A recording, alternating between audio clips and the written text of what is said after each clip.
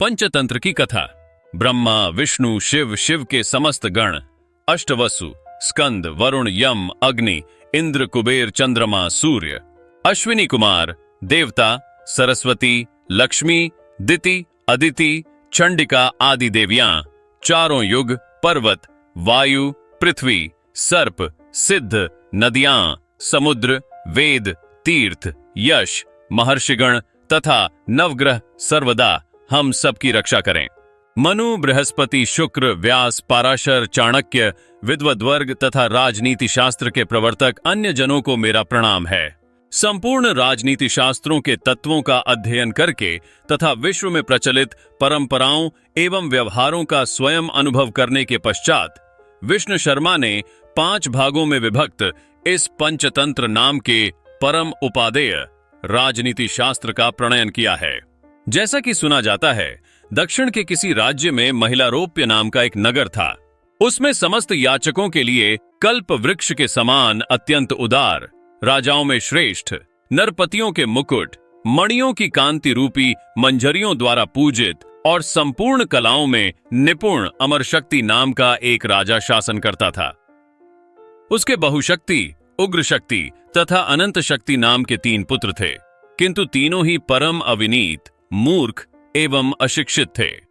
राजा ने उन्हें अशिक्षित व उद्दंड समझकर अपने मंत्रियों को बुलाकर उनसे कहा, आप लोग तो यह जानते ही है कि मेरे तीनों पुत्र अशिक्षित और अविवेकी हैं। इनके अशिक्षित रहते हुए मेरा यह विशाल साम्राज्य मुझे सुखकर नहीं प्रतीत होता है।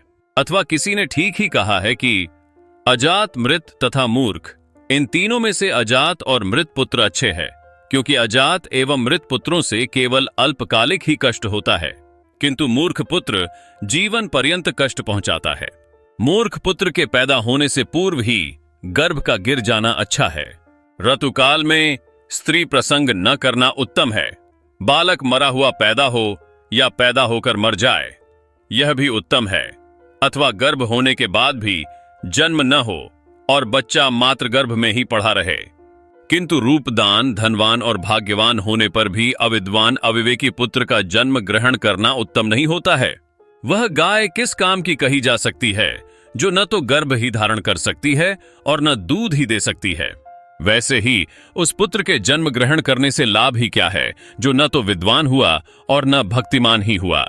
कुल में उत्पन्न होने वाला पुत्र मर जाए यह उत्तम है, किंतु मूर्ख पुत्र उत्पन्न हो यह अच्छा नहीं है, क्योंकि मूर्ख पुत्र के कारण पिता को विद्वानों की सभा में जारज अवैध पुत्र को उत्पन्न करने के समान ही लज्जित होना पड़ता है।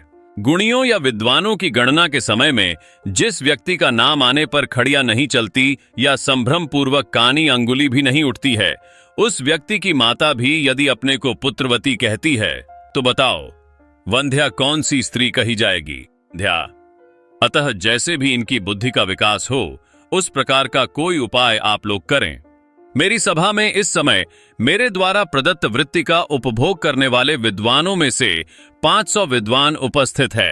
अब सभी लोगों से मेरी प्रार्थना है कि मेरी अभिलाषाओं की पूर्ति जिस प्रकार भी हो सके उस प्रकार का उपाय आप लोग करें। राजा के उक्त वचन को सुनकर उन मंत्रियों में से एक ने कहा, देव, यह सुना जाता है कि व्याकरण का ज्ञान ही 12 वर्षों में होता है। इसके बाद मनु जैसे विद्वानों के बनाए हुए धर्मशास्त्र, चाणक्य जैसे विद्वानों के बनाए हुए अर्थशास्त्र तथा वात्स्यायन आदि महर्षियों के बनाए हुए कामशास्त्र अब भी पढ़ने को शेष रह जाते हैं। 12 वर्ष तक व्याकरण शास्त्र का अध्ययन करने के पश्चात इन धर्म, अर्थ तथा काम के प्रतिपादक शास्त्रों का भी ज्ञान कराना होगा। पुनः चिंतन मनन आदि के द्वारा उनका सम्यक ज्ञान होगा और तब कहीं इनकी बुद्धि का विकास हो सकता है। तदनंतर उन मंत्रियों में से सुमति नाम के एक मंत्री ने कहा, मनुष्य का यह जीवन अनिश्चित होता है और व्याकरण शास्त्र के ही ज्ञान में बहुत दिन लग जाएंगे। अतएव इन राजकुमारों के प्रबोध के लिए किसी सुबोध एवं संक्षिप्त शास्त्र की व्यवस्था होनी चाहिए, क्योंकि कहा भी गया है कि व्याकरण शास्त्र अत्यंत गहन एवं अनंत होता है और मनुष्य की आयु अत्यंत कम होती है। उसमें भी विभिन्न प्रकार के विघ्न उपस्थित होते रहते हैं। अतः सारहीन विषयों को छोड़कर केवल तत्व मात्र को ग्रहण करना चाहिए। जैसे मैं तो यह समझता हूं कि विष्णु शर्मा नाम के जो विद्वान आपकी इसी सभा में ही उपस्थित है, वे संपूर्ण शास्त्रों के ज्ञाता और छात्र समुदाय में अध्यापन के लिए सुविख्यात है। इन राजकुमारों को उन्हों की देखरेख में देना चाहिए। मुझे यह पूर्ण विश्वास है कि वे इन राजकुमारों को अतिशीघ्र ही सुशिक्षित बना देंगे।